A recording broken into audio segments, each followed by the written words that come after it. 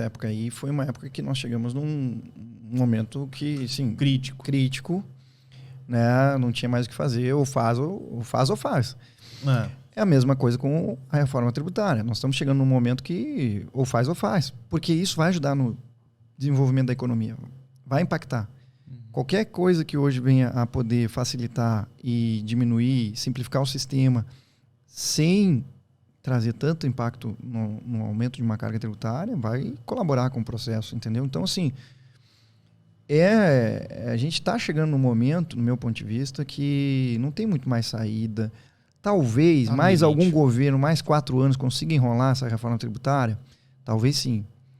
E aí a gente tem que buscar a questão, e aí vem conscientização política na questão de... E ainda nos falta representatividade, nos falta projetos, às vezes, em relação a isso, que é a possibilidade de buscar alguém que realize reformas, né, no Estado estrutural, e aí não só reforma tributária, uma reforma administrativa, né, que possa trazer esse afago, trazer esse benefício, trazer esse desenvolvimento, voltar para um desenvolvimento que a gente tem que ter. Quer saber como é que você vai poder convencer vários parlamentares de uma vez a abraçar a reforma tributária e parar de enrolar? É você fazendo um sistema de conscientização da população. Eu não sei como, mas imagina comigo. Se a população começa a entender que a reforma tributária não é uma coisa que só passa no jornal, e é uma parada que vai mexer com a vida dele, ele começa a exigir do seu parlamentar. Mas eu vou te dar um exemplo. O parlamentar, ele é o processo legislativo de construção. Mas tu também tem que ter um líder, tem que ter um gestor, um administrador.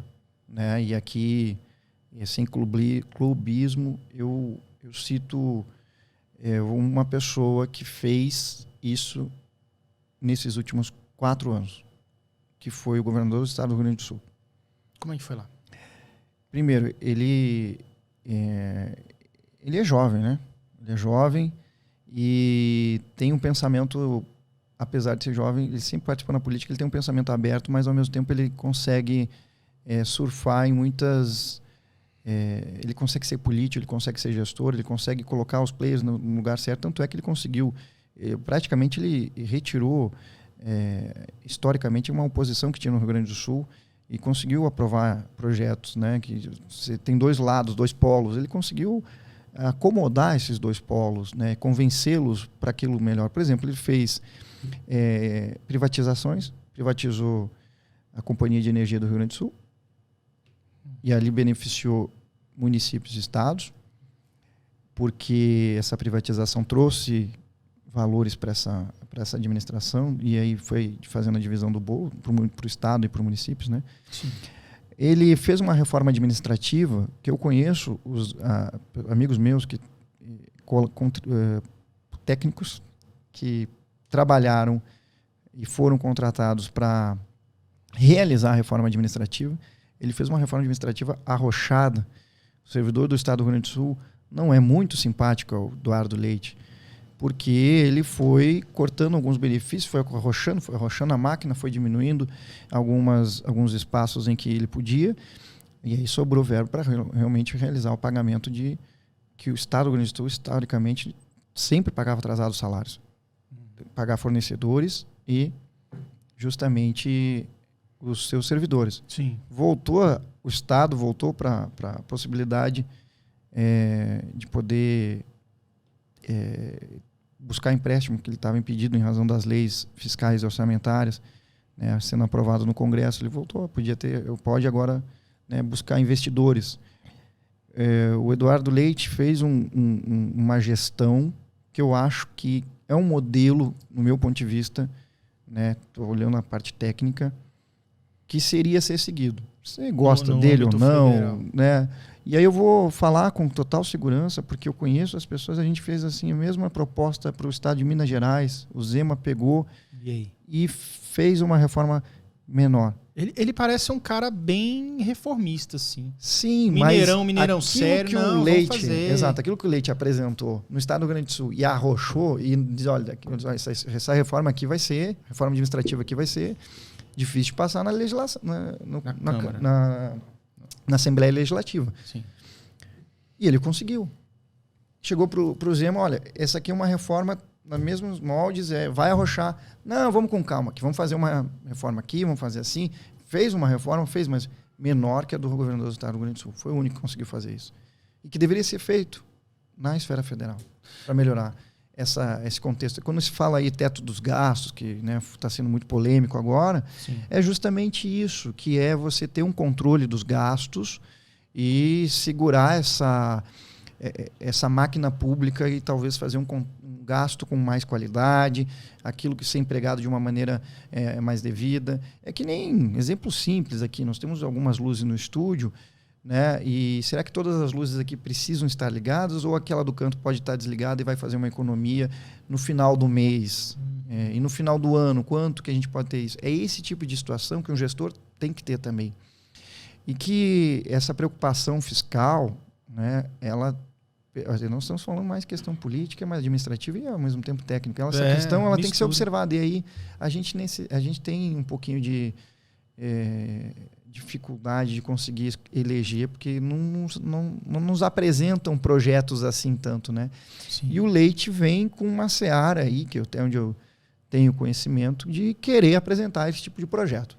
Então, assim, daqui a uns 4 ou 8 anos, a gente seguramente, o Eduardo Leite é candidato a presidente do Brasil, sem sombra de dúvidas. E eu acho que se ele fizer o que ele teve também, e aí teve um pouquinho de sorte do gestor, porque a arrecadação no estado do Rio Grande do Sul aumentou, ele também conseguiu ter um acréscimo do ICMS lá no estado, em relação do agro lá, né? Aumentou a produtividade, vendas. Ele conseguiu fazer algo que para o Rio Grande do Sul é muito benéfico e vai colher frutos agora, porque ele foi reeleito, né? Então, nos próximos anos, eu entendo que ele vai ter alguns frutos. E é esse tipo de projeto que a gente precisaria ter no Brasil. Não estou dizendo se ele é o cara mais certo, se ele é o mais adequado, e não estou entrando em bola dividida política, mas eu estou falando do ponto de vista administrativo, que acho que nós temos que ter. O governo federal acertou, algumas pastas aqui acertaram algumas questões, achei que foi bacana, reduzir a máquina, isso é importante, sabe? E para poder eu ter benefício. Se o novo governo quiser aumentar a máquina, eu acho que o impacto negativo vai ser... Eu acho que é negativo. Sim.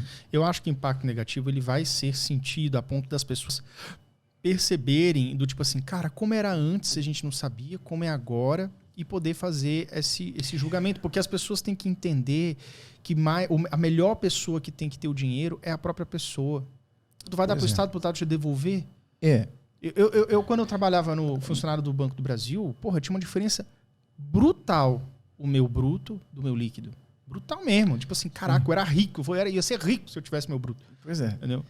Mas então...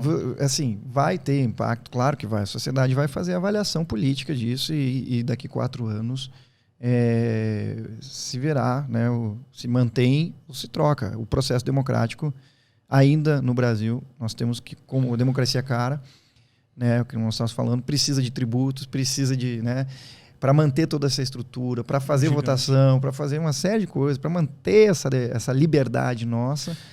E aí vai ser, no meu ponto de vista, fazer essa avaliação daqui 4 anos, se realmente, acho que é um grande desafio para o próximo presidente, mostrar que ele pode aumentar essa máquina e, ao mesmo tempo, atender ao que se espera da administração e voltar para um crescimento que a gente precisa, ou aumentar essa máquina e realmente quebrar de vez no sentido de agora não deu certo mesmo. Mas o Brasil ele é um país muito rico em alguns aspectos de produção, né? Então a gente tem uma chance de voltar para um cenário muito legal, interessante, tanto é que os números vêm melhorando após a pandemia. Então as escolhas vão ser importantes para os próximos anos, as escolhas econômicas, de certa forma, vão ser muito importantes. Claro que o social que nós estamos falando, ele é muito necessário, porque tem gente que não tem tantas opções, tem pessoas que não tiveram as mesmas oportunidades, então nós temos que atender essa camada da sociedade. Nós temos que aumentar, por exemplo, a faixa de isenção do imposto de renda. Então, vai ser uma grande